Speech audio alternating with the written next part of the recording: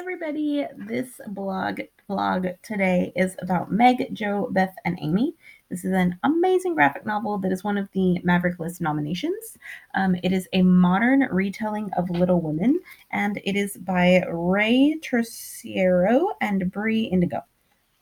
It was amazing. So I need to preface this by saying that I have not read the original Little Women. I'm awful and I don't care to read classics. I prefer retellings. Maybe someday I will get to reading the classics, but they're just so long and just meh. And I think life's too short to read books you don't like, so I haven't read them. Anyway, so this is Meg, Jo, Beth, and Amy, and it is a graphic novel and it is awesome.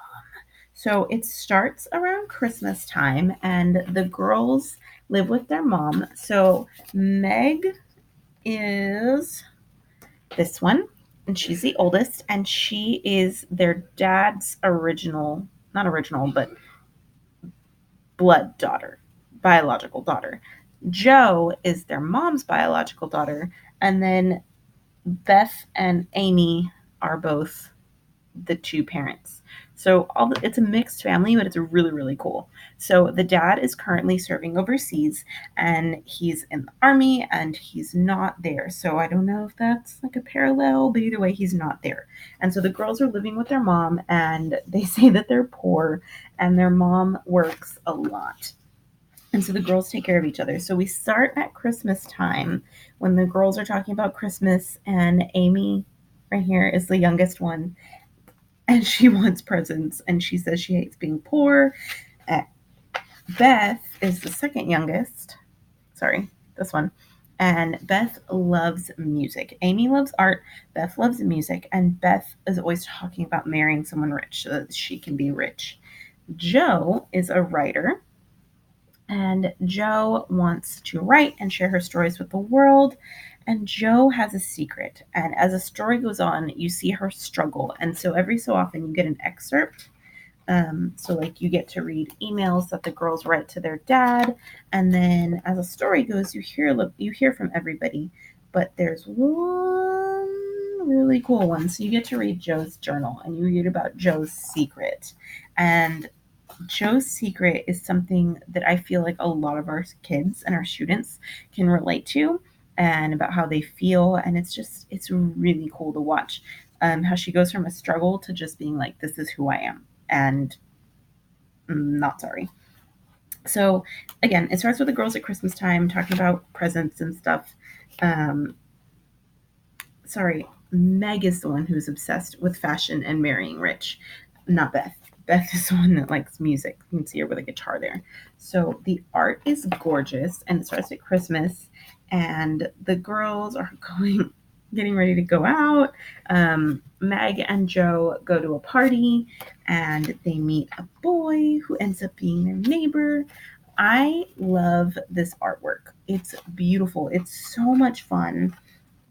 It's just one of the coolest graphic novels I've seen in a while, because we get not just the actual story, but we also get that personal part from the girls' emails to their dad, from the this is Amy's emails where she sends her dad pictures of her. You can tell that she's been using filters because there's a puppy dog filter. And then she sends pictures of her art and all her stuffed animals. But it's really cool to see how each girl is different and they all love each other so much. And they meet a neighbor and things happen. And then Amy, at one point, the girls are always fighting like sisters do. Amy walks out in front of a bus, and she and Jo, or she and one, I think it was Jo, she and another girl had been fighting. It was Jo. And they, of course, pull her back in and save her. But it's really cool to see how sisters just behave towards each other and see it in graphic novel form. I haven't seen a book like this in a while that was so honest and real. And so as the book goes on, we just see it's like a year in the life. And so then they get a call one day, and on top of dealing with this normal regular girl drama, Amy's being picked on. Beth is trying to learn songs and write her own music. But then they get a call one day that their dad has been put into a medical coma because He loses a lot of blood and he loses a leg. And the mom has to leave and go to see him because obviously.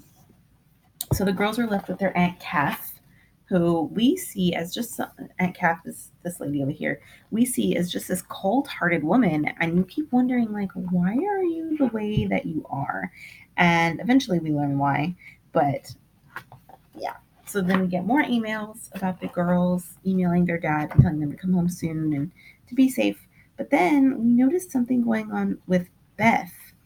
Um, Beth starts to get sick and they think she's depressed because of her dad. And then one day their grandma comes and they take Beth to the hospital because grandma says, no, we need to get her to the hospital now. And we find out that Beth has cancer. It was really hard to read.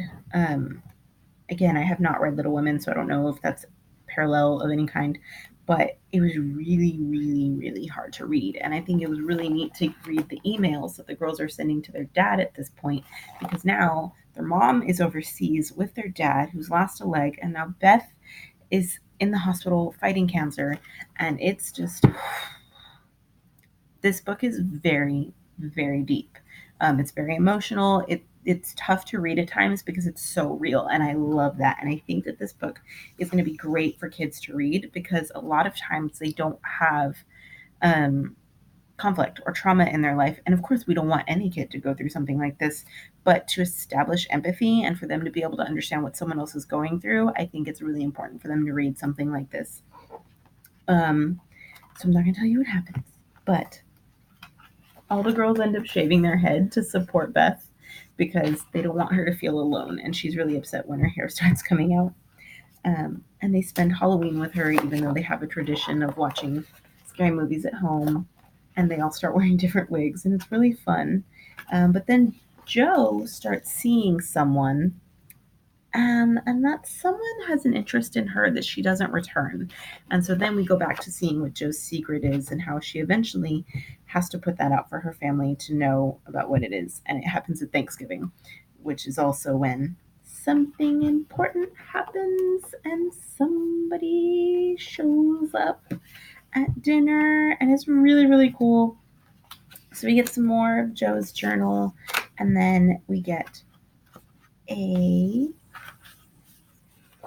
happy ending, and it's super duper good. I loved it. It took me about 2 days to read this because, again, it is really emotional and it is really fun. But it ends with the girls doing something that I thought was really interesting, and I loved that it was included in this book. And they go to a women's march. So it was really, really fun. But they come together for something that you don't think about. You don't think these things are going to happen in books, and I love that they do. And they include their picture. It's really good. This was such a fun book to read. I love it. I'm so, so happy that this was a nomination and that I had to read it because it was really, really good. And I loved it. So I hope y'all enjoyed it. I hope you read the book. It is fantastic. I'm definitely going to be putting it in my library. Bye.